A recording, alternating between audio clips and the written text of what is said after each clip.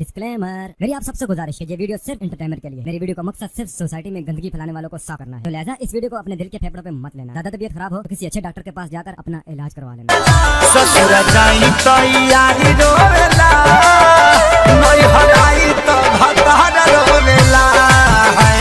तो भाई लोग एकरे के कहल जाला छियतरी भौजी, जवन एकर बहिन चुदो एगो लाड़ से पेट ना भरे एकर। ये क्या बात करता है यार। करा खातिर ब्लाउज में दूगो कबूतर पोसले बाड़ू। कबूतर पोसले बाड़ू? अच्छा, ई सरवा चुचिया के बात करता।